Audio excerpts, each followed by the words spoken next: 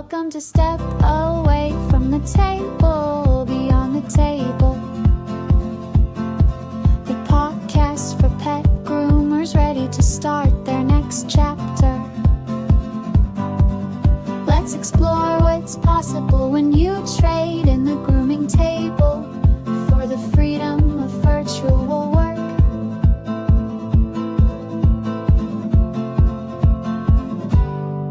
Whether you're done with the physical toll or just craving more flexibility, you're in the right place. We're staying in the pet industry, just shifting how we show up.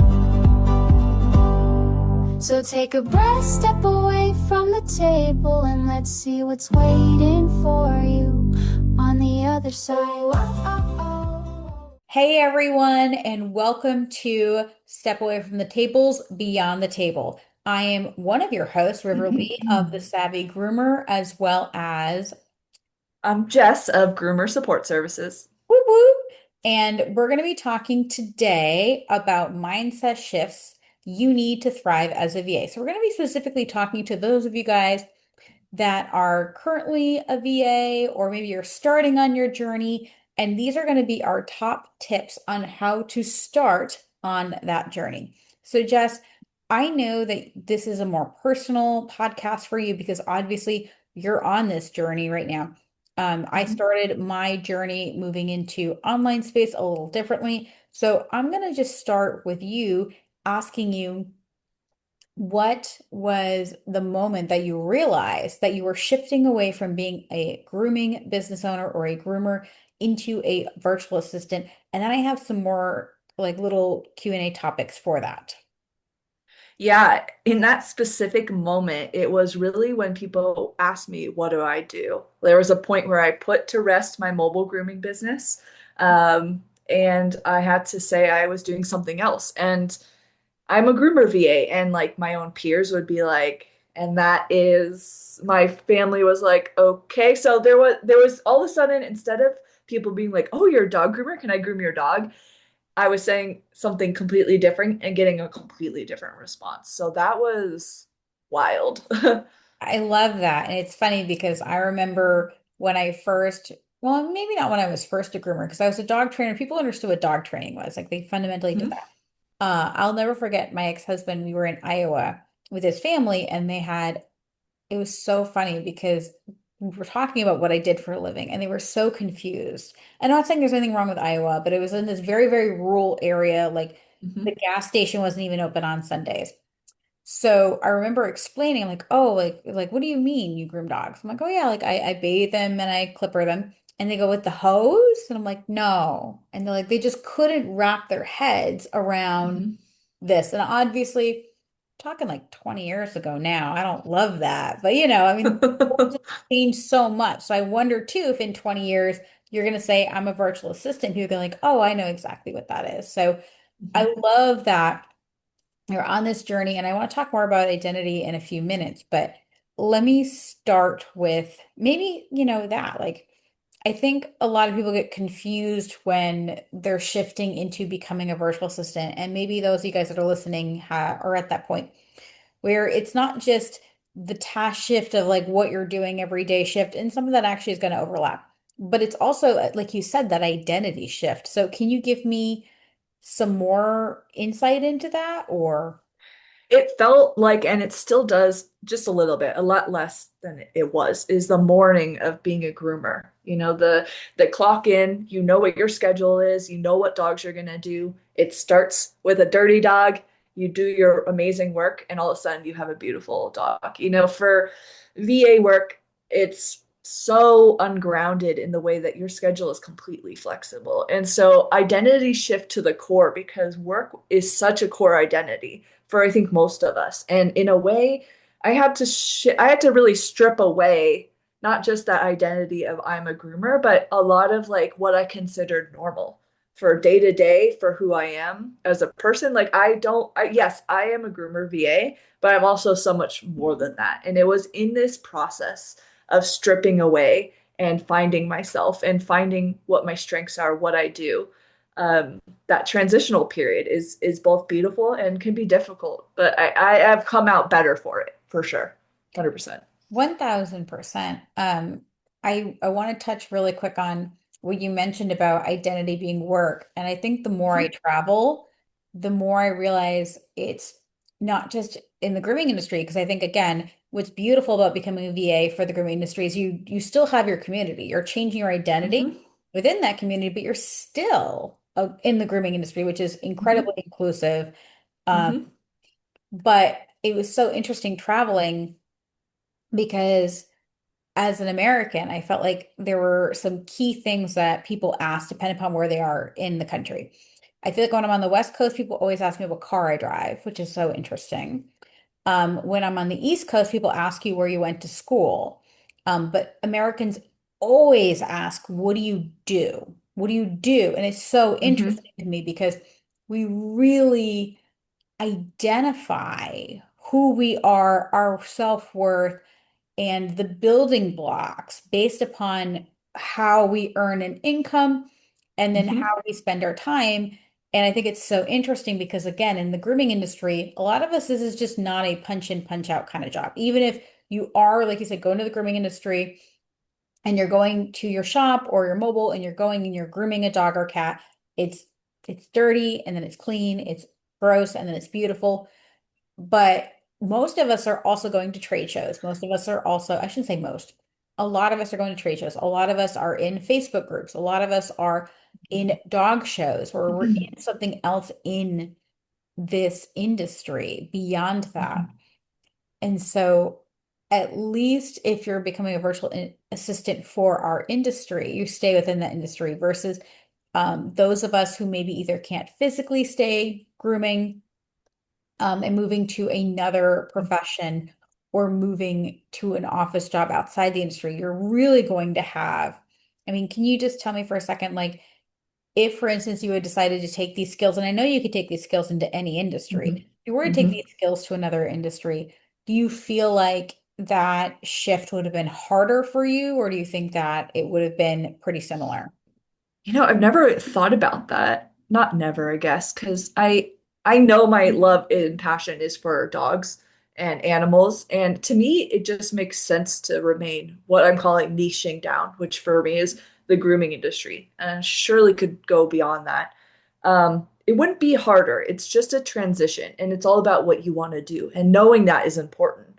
What you just said is on point because it's an emotional thing. It's an emotional shift, really. Like when like I told you in the beginning, when people started asking me what I do for work, and you're right, they always do. And I really hate that because I want to break out of that cycle. I want freedom and flexibility above all. And so, you know, understanding that yes, I'm still connected to the grooming industry is the anchor that I have. Everything beyond that is my own exploration. It's like deep space exploration, and I love it. I thrive in that. It's really personal, you know? Absolutely. And I think when you go to trade shows, I mean, those of you guys that haven't been to a trade show, go to one. I mean, Hmm. Hershey, Inner Groom, Groom Expo West, there's so many amazing ones. When you go, you don't have that hierarchy like when I travel. And I think we should do a whole podcast on travel, by the way. We should add that to the list. We Yes. love travel. Yes. Part of being is that you don't have that hierarchy like when I go and I talk outside of our industry, right? Even though I'm explaining the VA and that identity, um, for me, like being a business coach, like, but when I go outside of that, it's like they're creating their worth based on their hierarchy, right? Are you a doctor, a lawyer, or are you just a groomer? And I used to hate that being outside of my Hmm. community. And when I'm in my Hmm. community, we're all equal. Obviously, some of us are certified master groomers. And some of us, like me, I'm a mediocre dog groomer. I would do 5 strips all day long, And when I was doing cat grooming, I was a fantastic cat groomer, though, right? You Hmm. find what you're good at and you enjoy it, but nobody's better than somebody else. And I think that's important. So for me, switching into online work, staying within that community, I think was so important so that I could keep my identity because I could do a lot of things that I do for Savvy Groomer outside of the industry. But I don't really want to because I love my community and I feel like I can serve them in this way. And it sounds like you kind of feel the same way too. Yeah, I'm in agreement. To me, I think it wasn't even very much of a conscious decision because it was like, well, duh, of course, I found my niche, like we don't I need to have my tribe. explore.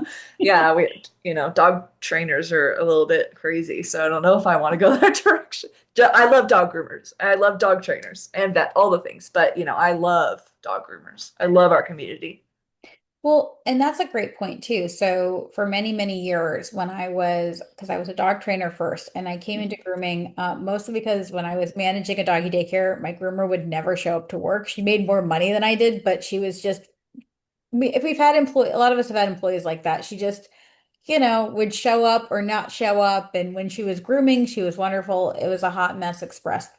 And so I was like, all right, I got to be able to like take on these dogs. And of course, as a dog trainer, I thought it'd be so easy, right? But Mhm. long story short, I identified for a long time as a dog trainer who happens to groom. And when my identity shifted there, I think that was a major shift for me. And then also, for better for worse, with that identity shift, I think they are wildly different. I think the grooming Mhm. industry, we don't really get the same level of love that a lot of these other industries do. Like when you go to expos that cater to everyone, I feel like sometimes we are like the redhead stepchild, or just Yes. They're like, oh, we could tell a groomer. listen, Yeah. we're a fun kind of crazy. It's always Yeah. a good time. But I think because of that, I think for better or for worse, it's a lot easier to take somebody who specializes in grooming and the grooming business and put them Mhm. into a place with dog trainers and doggy daycares and things like that and boarding. Um, because grooming is more chaotic. We have this specialty level of skill that I think a lot of people take for granted. And I think on the VA side, if you guys are becoming a VA or if you are a VA, you know the same thing. A virtual assistant is often taken for granted until someone doesn't have them anymore. So I think Mhm. that's really important. And again, from the emotional side and that part of your identity, there might be that reoccurrence of, I know when I went from being a dog trainer to a dog groomer, people respected me more as a dog trainer than as a dog groomer. Why? I don't know. Mhm. I don't have a rational reason. And I definitely think shifting, like if you were to identify as a virtual assistant, you have to be prepared for people to be like, oh, I wish I could stay at home all day in my pajamas, right? So you will need to, again, present yourself in an emotional way that is Mhm. professional because you want to tell people to shut up. Like you don't know how hard it is and you don't know how rewarding it is. I know, especially outside of the industry where they're going to have no idea what you do. And in our Mhm. industry right now, I think we're at a stage where there's going to be a major shift where VAs are going to be more common and it's going to be easier. Yeah, and to piggyback on the emotional side is I would, gladly admit there's a lot of imposter syndrome there. I feel like a front runner in this VA groomer niche, right? And I constantly was trying to define myself and prove that I have the skills and I know what I'm doing. But in the background, I'm like, but I don't know everything. And that's something I've had to combat over time and time again. And I consider myself, quite good at what I do now. And it's still always a work in progress, but I just want to acknowledge that those feelings will probably come up in transition. I think that's an amazing point. For better or for worse, that even in the grooming industry, right? You start as a bather and you start doing things or you start grooming, and you might be like, oh, but I'm not a certified master groomer and I want to charge these prices. Mhm. So as being a VA, there's always going to be more to learn. And I Mhm. think that giving yourself the grace, um, and it's so interesting because I think that you have so much to give other people coming into the VA industry and as well as your supervisors, which are the grooming business owners that are going to be able to benefit from that. So I'm really grateful that you're here and you're helping those people that are ready. Thank you so much. I love systems, as I've said. It's my thing. Right. I feel like we need to like change your name from like Jess to like systems nerd, like Yeah. it's Yeah. short. Like, Sometimes and you know what, on a day to day, I would say it's a good day if I don't have to get dressed and I could just be in my pajamas. I own that. I love it. I don't know about you. I love it. absolutely. And I again, I think that's another example of an identity shift. There's nothing wrong with going to the grooming industry in smocks and a messy bun because obviously, we're balancing the level of professionalism with, for better or for worse, right? Practicality. And I think when you're at home, one identity shift can be that change in uniform, right? Where Mhm. I think a lot of times for the grooming industry, I'm like, oh, I'm not getting dressed because I don't have to, because when I'm grooming, no, I mean, I wouldn't Mhm. go naked. Like, listen, we're not grooming dogs and cats naked. But, Mhm. I'm in a smock, I have a uniform essentially, even if the uniform is chosen by me. And you can accidentally, when you work online, maybe not get out of your pajamas for an entire week. And you have to be okay with that. I think some people will feel gross or they'll feel like, oh, like I'm lazy, but you're not. And you have to really Mhm. shed that identity of productivity Mhm. being your value as a person, or dressing for success doesn't necessarily mean success. And I think that can sometimes be a tough transition. This is such an important topic because it's so deep. And yes, acknowledging your and finding your identity outside of work as we where we started. It because if you're in your pajamas and you are judging yourself for that and you are like, all I do is work. It's like, well, what other things can you add in to your charm bracelet of personality, of interest, of things that make you who you are? Like I personally love taking little breaks throughout my day in certain ways, and that fulfills me. I mean, that's not necessarily a core identity, Hmm. but I'm just saying, like, it breaks just that one identity I have because there's so many other things that fulfill me on a day to day and make up who I am. And so it doesn't matter what I wear anymore. And that took time.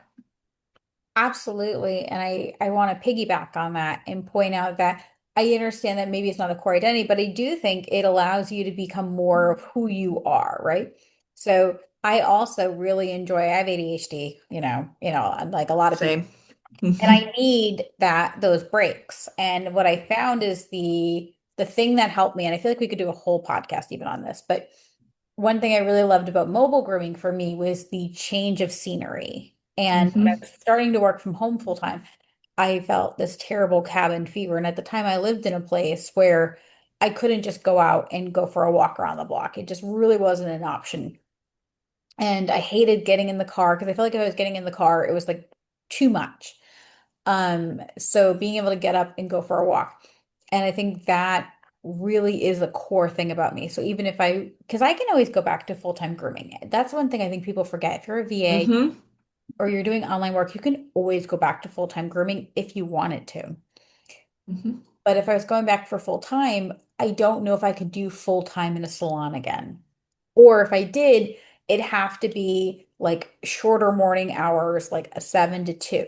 I don't think I could do 8 hours midday. I would miss my after lunch walk. It really Hmm. makes my day happen. I really like doing Hmm. my 10,000 steps in the morning. I find it so Hmm. hard to work without it. Um, and I don't And know.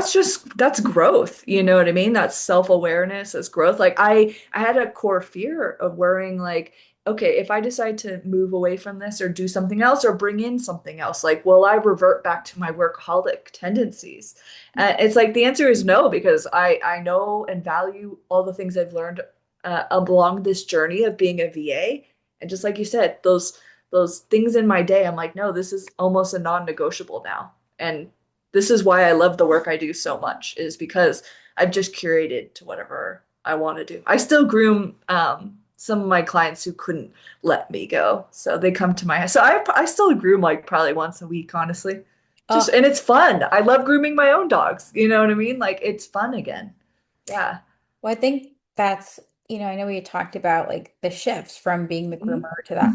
I think again, you're not, even if you're not grooming full time or you're not grooming at all, I Mhm. think that can be really difficult. But I love that you're grooming because you want to. And I think Hmm. that is a fundamental goal of mine is that shift between I have to and I get to. And even if someone decides that they're in the VA situation and they say, you know what, I don't want to do this full time. I'm going to do this 1 day a week and I'm going to go back to grooming 3 to 4 days a week because I Hmm. want to. I think that's still a win for the industry as a whole. Yes. And for some people themselves, like I said, freedom and flexibility, my top two things. So I'm so happy doing this work. And I think that can truly help others. And I really appreciate that you're always willing to come on this podcast Mhm. and help and share because I think sometimes it's just me beating the drum and we need other people to be the voices for those people that Mhm. are maybe not quite ready to join in, Mhm. but they're going to be there soon. Um, Yes. did you have We're any? here for you. We're here! Yay!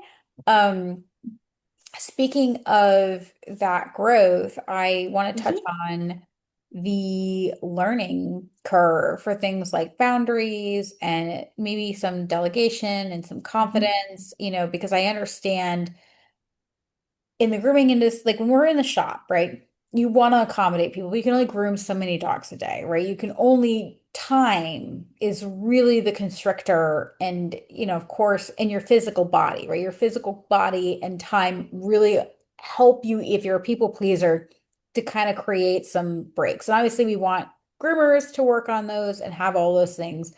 But I think a lot of those natural physical realities, those 3D realities just aren't the same barriers when you're a virtual assistant. So, can you speak to me on some of that? And I have some of my own insight on that too.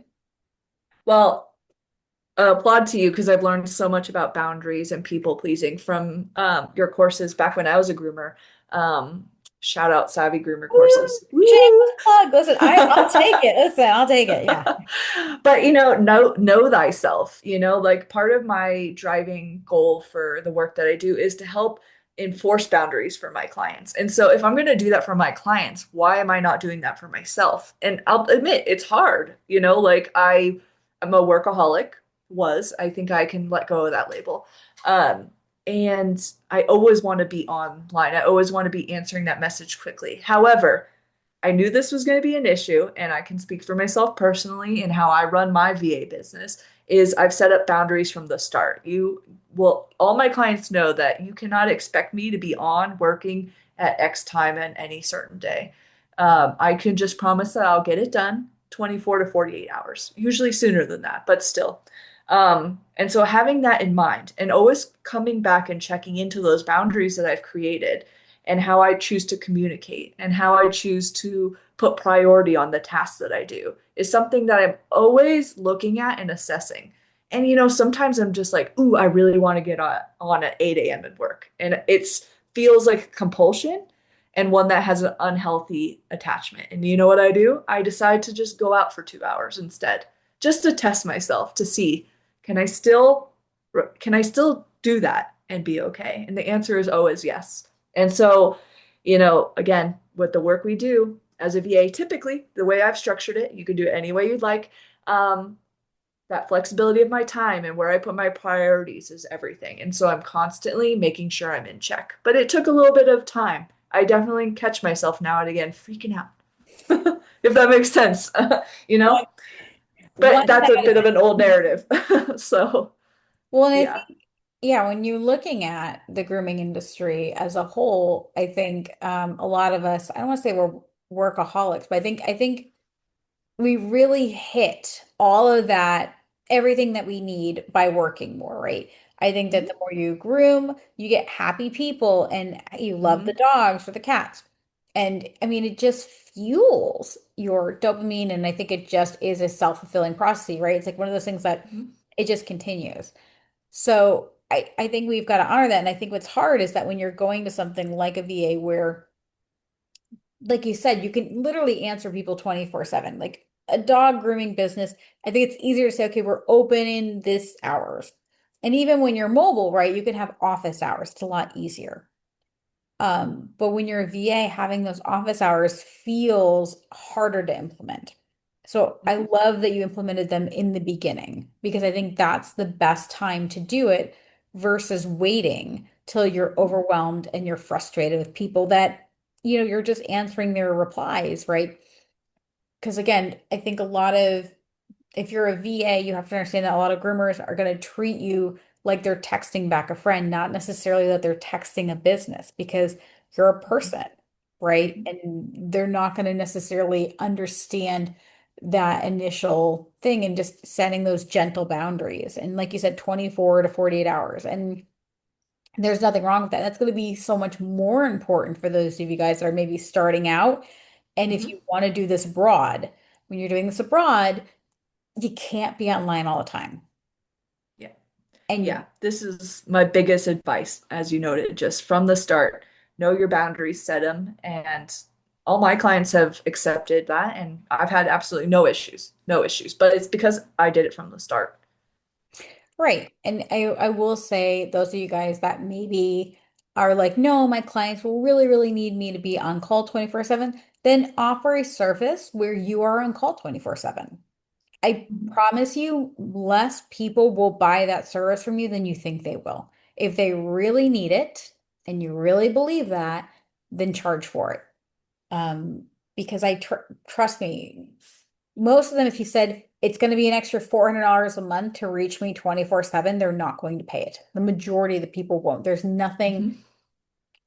I mean, obviously, if you're managing staff or if you're managing, hopefully, I'm going to knock on some wood, hopefully not something major like an incident where maybe bad things have happened at your shop. I mean, Mhm. obviously that person might need you more.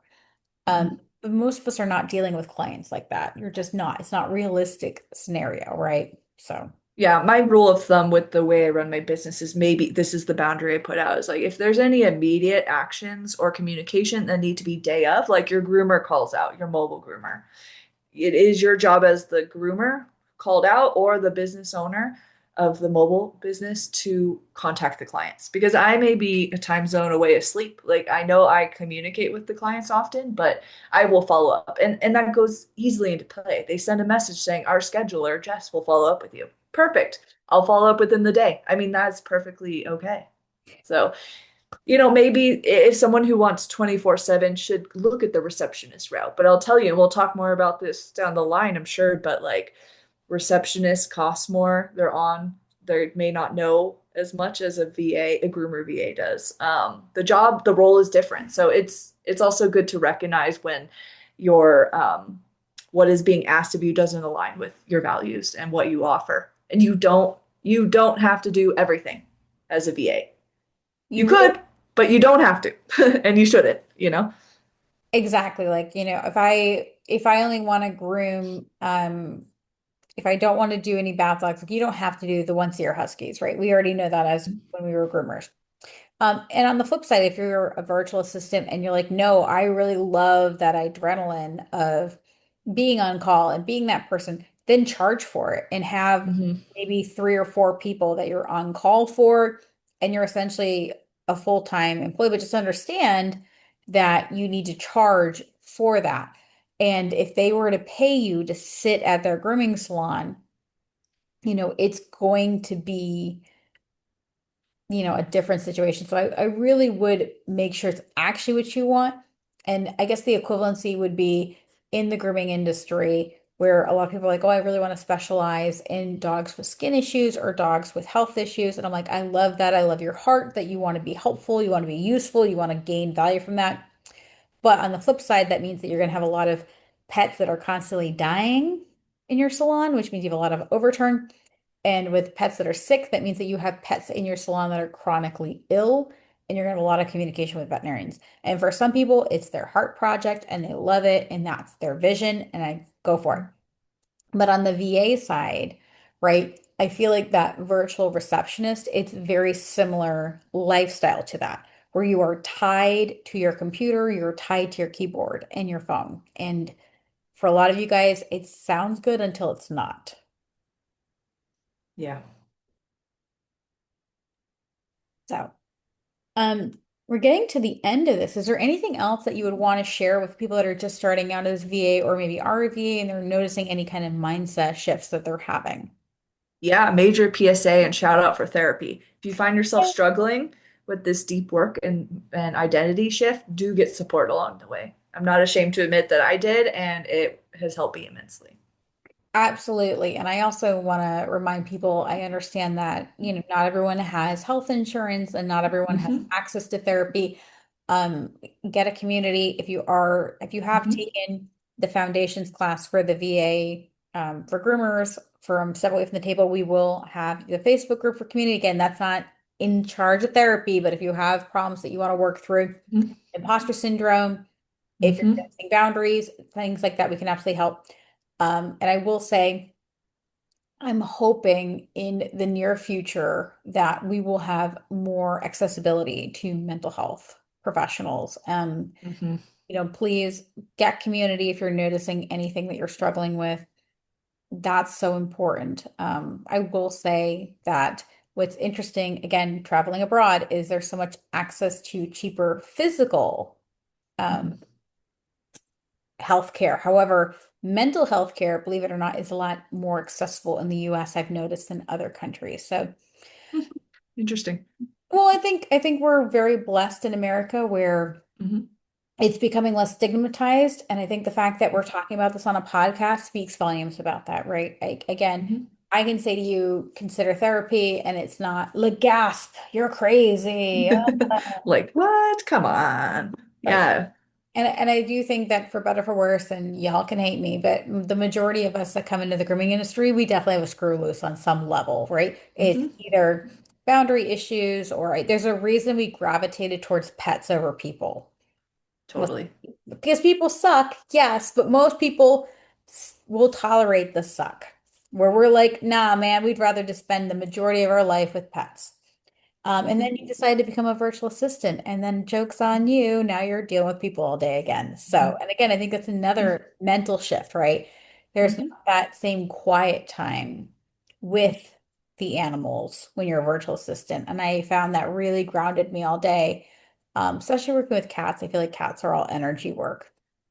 I could just be in the van, shut everything off if I needed to, and just work with the pet versus being online, you're dealing a lot more with people and it's more focused, intense Hmm. conversations versus even if it's texting, it's still Yeah. Yeah, that's a really interesting point. I would just add to that that my connection with my personal pets is much deeper now as a VA. So like that's my switch over, which I appreciate. I've got four dogs who all want my attention. So it yeah. is it's nice that like, those animals that you have, I mean, whether they're, my cat's pretty naughty. He's really cute. It's nice. Like when I'm home, we do have a deeper bond and I really love I love going for my lunch walk and I come back and then I love watching a midday movie, which sounds super unproductive, but for me, it can just shut my brain off and we have lap time where he lays on my lap and we chill. Mhm.